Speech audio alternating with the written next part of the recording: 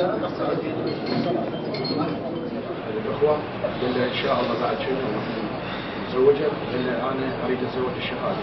شبيهه الله الف خير وانا مو نشوف.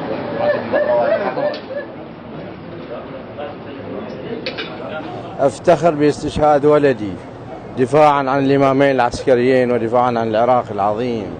في اول نداء المرجعيه قال ابي ارجو منك ان تسمح لي ان اقاتل، ان اكون مقاتل والبي نداء المرجعيه. كان عنده احساس ان ينول الشهاده قبل الزواج، قلنا شهر ونكمل زواجه ويتزوج، بس هذا اخر روحه له.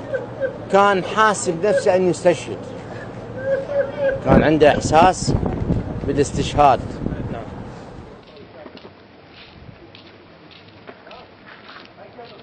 نحن في قاطع عمليات سامراء المقدسة، قاطع غرب سامراء.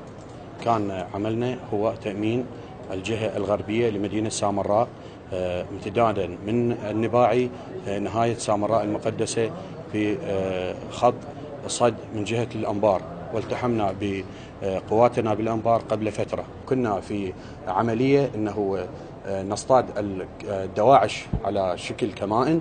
لدينا آخر المعلومات أنه يوجد 3 أشخاص دواعش داخل هذه الزورة، فطلعنا كمائن نفذنا العمل، لكن للأسف أنه هناك استغلوا أكو مكان فزرعوا به عبوة ناسفة، وكانت سياراتنا تترجل باتجاه تسير باتجاه الهدف، فهم كان منفذين عملهم، فلا سمح الله اللي وقع انفجرت السيارة على اخوتنا المجاهدين، فاستشهد الاخ محمد واصاب احد الاشخاص معه احد المجاهدين، والحمد لله.